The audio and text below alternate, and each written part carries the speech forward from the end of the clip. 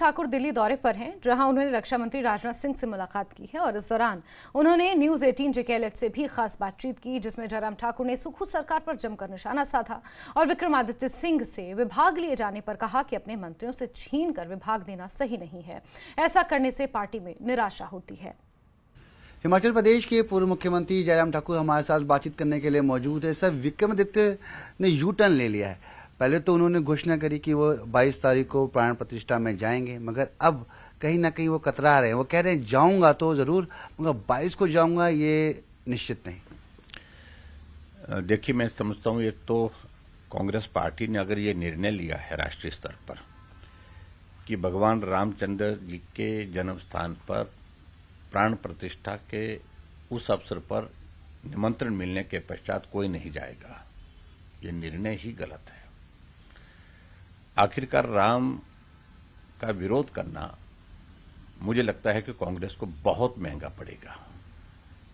भगवान रामचंद्र जी हमारे आस्था का केंद्र हैं, श्रद्धा का केंद्र हैं।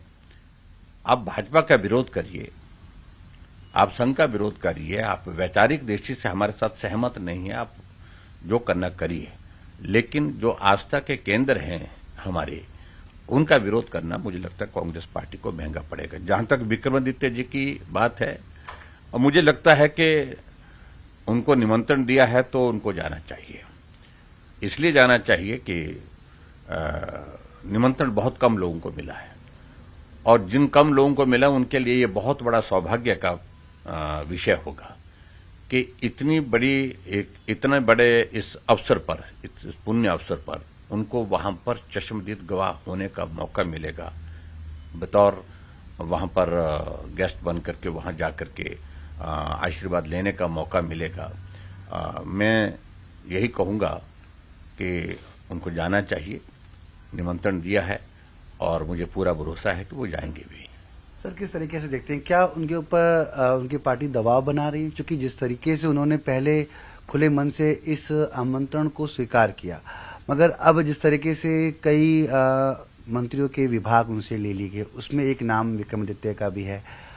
पार्टी लाइन की बात करें तो पार्टी अपने स्तर पर सब कुछ ठीक करने की कोशिश कर रही है, मगर ये सुखबुकाहट, मतभेद की, मनमुटाव की जन जन तक पहुंच रही है। सर, देखिए, जहां तक उनकी अंदर की राजनीति के विषय है उस पर मैं ज्यादा कुछ कहना नहीं चाह रहा हूं, लेकिन ये बात तो सही है कि एक साल से हिमाचल प्रदेश में मंत्रिमंडल की विस्तार की बातें चलती रही, लेकिन मंत्रिमंडल का विस्तार एक साल के बाद हुआ तो मुख्यमंत्री ने मंत्रालय जो अपने पास उनके पास है वो नहीं दिए, मंत्रियों से छीन करके दिए।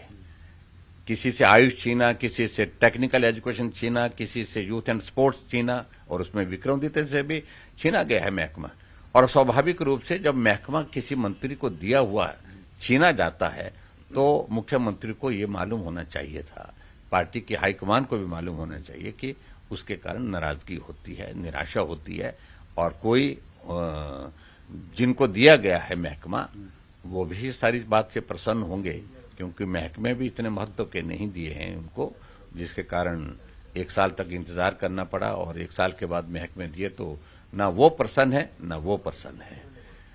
तो ये परिस्थिति है हिमाचल प्रदेश में कांग्रेस पार्टी की। लेकिन बहरहाल में हम कुछ नहीं उसमें कहना चाह रहे हैं, हम तो यही कहेंगे कि हिमाचल प्रदेश में मुख्यमंत्री जिन्होंने सरकार बनने के बाद पहली बात यह कही कि 97% हिंदुओं के इस प्रदेश में हम जीत करके आए हैं, यानी कि हम जीत करके, यानी कि हिंदू विरोधी हैं क्या?